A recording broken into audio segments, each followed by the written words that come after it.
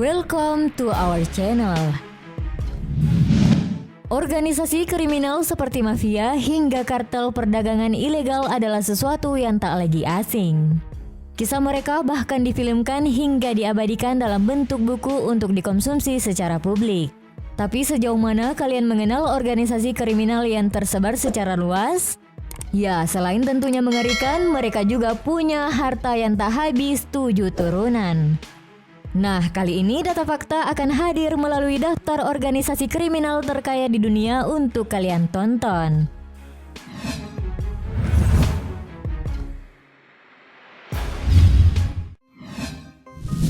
Kartel Medellin. Tahukah kalian pada pertengahan 1980-an terdapat kartel yang mendominasi perdagangan kokain dengan pundi-pundi kekayaan fantastis. Itulah kartel Medellin, bekas jaringan organisasi pemasok dan penyelundup obat-obatan terlarang yang berdiri di kota Medellin, Kolombia. Kartel obat ini beroperasi sepanjang tahun 1970-an dan 1980-an di Bolivia, Kolombia, Honduras, Peru, dan Amerika Serikat, serta Kanada dan Eropa. Kekayaannya berasal dari rintisan Pablo Escobar selaku kapal kartel Medellin yang dalam citranya juga dikenal sebagai pengedar narkoba paling kuat di dunia pada dekade 80-an dan 90-an awal. Menurut beberapa laporan, ia memiliki kekayaan sekitar 25 miliar dolar Amerika Serikat. Escobar juga mendanai berbagai proyek untuk membantu orang miskin dan membuatnya dibandingkan dengan Robin Hood. Persepsi itu membantunya memenangkan pemilihan untuk kursi alternatif di Kongres negara itu pada tahun 1982.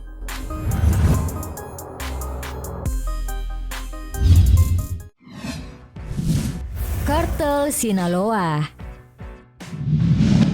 Negara bagian Sinaloa telah lama menjadi pusat barang selundupan dan sentra penanaman ganja juga opium di Meksiko. Bahkan hampir semua organisasi perdagangan di Meksiko berasal dari wilayah tersebut.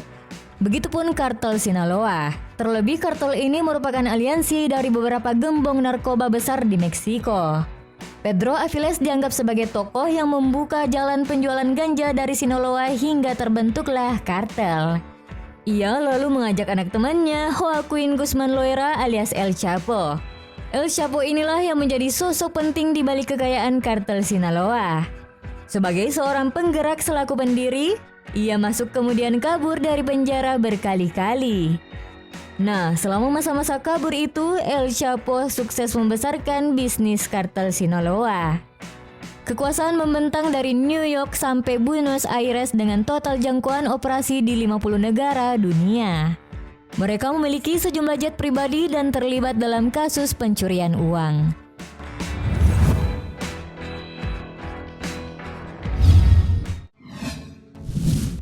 Ndrangheta. Pada pertengahan 2021 lalu, pengadilan Italia menggelar persidangan mafia terbesar dalam beberapa puluh tahun terakhir dengan 70 anggota Ndrangheta yang terlibat di dalamnya. Ndrangheta adalah sindikat kejahatan yang berpusat di Calabria, Italia. Meskipun tidak seterkenal mafia Sisilia, Ndrangheta merupakan sindikat kejahatan paling kuat di Italia pada akhir tahun 1990-an dan awal tahun 2000-an. Kelompok mafia ini terlibat dalam berbagai kegiatan ilegal, khususnya dalam perdagangan kokain dan diyakini menguasai sekitar 80% perdagangan Eropa. CNN dalam rilis infografis Februari 2022 menyebut Ndrangheta sebagai sindikat kriminal terkaya dan terbesar di dunia saat ini. Dengan pendapatan sekitar 863 triliun rupiah per tahun pada 2013 lalu, jumlah kekayaan tersebut disebut melebihi total gabungan pendapatan Deutsche Bank dan McDonald's.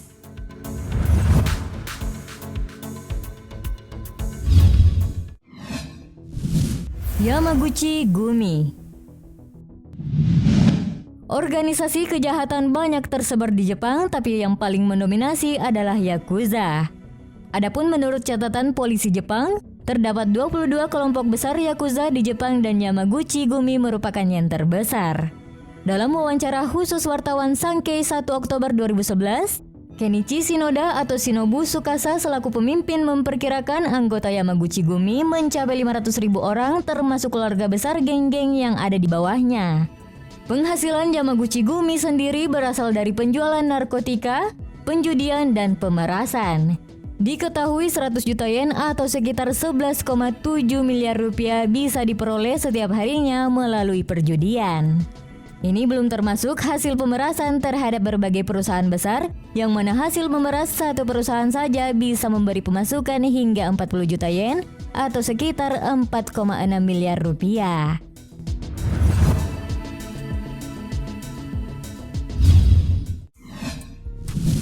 Solzhenitsyn Bratva.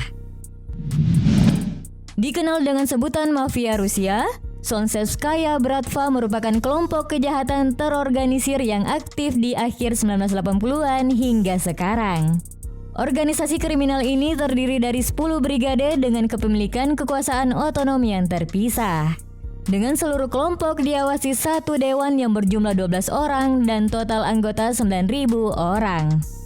Menurut Profesor Kriminolog dari Universitas Oxford, Federico Varese, Solzhenitsyn Bratva memiliki pendapatan dari menjual narkotika dan perdagangan manusia. Uang yang dihasilkan kelompok ini lalu diawasi oleh 12 perwakilan yang biasa melakukan pertemuan di negara berbeda tiap tahunnya. Pendapatan per tahunnya diperkirakan mencapai 102 triliun rupiah pada akhir 1990-an. Gangster yang sangat terdesentralisasi ini mulai bergerak ke sektor perbankan. Itu merupakan langkah yang memungkinkan mereka untuk mencuci uang serta lebih dekat dengan oligarki.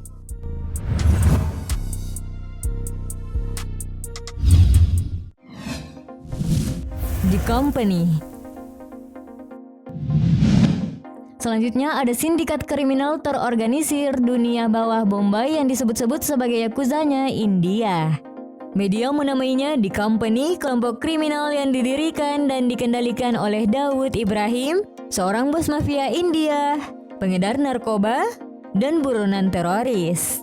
Pada tahun 2018, Dr. Louis Shelley, profesor di Universitas George Mason, menyatakan bahwa The Company sekarang sebagian besar berbasis di Pakistan dan telah mendiversifikasi asetnya seperti organisasi obat-obatan Meksiko.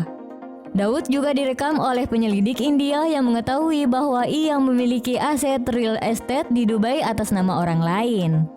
Meski keberadaannya tidak diketahui, tapi kelompok mafianya masih beraksi dengan bebas. Ia bahkan bisa saja tetap menjalankan perannya sebagai ketua mafia dalam jarak jauh.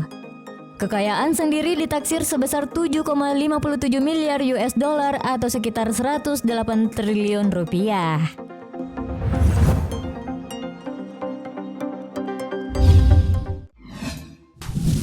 La Cosa Nostra. Kehadiran La Cosa Nostra diandaikan sesepuh mafia di Italia karena telah beroperasi sejak akhir abad ke-19. Era La Cosa Nostra sendiri dimulai pada 1970-an, tepatnya ketika mereka menguasai bisnis pemurnian dan distribusi heroin. Di mana bisnis ini membuat La Cosa Nostra menancapkan dominasinya sampai ke Amerika Serikat. Mereka mendapatkan penghasilan dari berbagai bisnis ilegal seperti perjudian, monopoli transportasi limbah, pembajakan, pencurian kargo udara, hingga distribusi obat-obatan seperti heroin atau morfin. Terkait distribusi obat-obatan, La Cosa Nostra bahkan menguasai sekitar 80% perdagangan heroin di New York dan sekitarnya.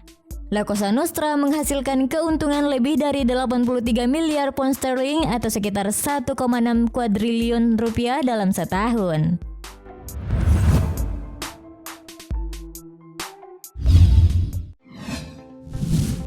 Clan del Golfo. Menurut kantor PBB untuk narkoba dan kejahatan UNOC, Kolombia adalah negara produsen narkoba terbesar di dunia. Dan tentu saja, keberadaan kartel narkoba terbesar di Kolombia, Clan del Golfo, punya andil dalam hal ini. Dairo Antonio Usuga alias Otoniel selaku pemimpin adalah raja narkoba paling dicari di Kolombia sampai ia ditangkap pada Oktober 2021 lalu. Keberadaannya bahkan disebut sebagai raja narkoba paling berbahaya setelah Pablo Escobar. Clan del Golfo menguasai 12 dari 32 provinsi Kolombia dan memiliki sekitar 3.800 anggota sebagaimana informasi yang diberikan oleh Polisi Nasional Kolombia. Mereka juga memiliki jaringan hingga ke 28 negara di seluruh dunia serta terlibat dalam penambangan ilegal. Belum ada sumber yang menyertakan kekayaan kartel dan pimpinannya tersebut. Namun melalui saudara perempuan Otoniel yang ditangkap lebih dulu, diperoleh sitaan aset sebesar masing-masing 5,9 miliar rupiah dan 401 miliar rupiah.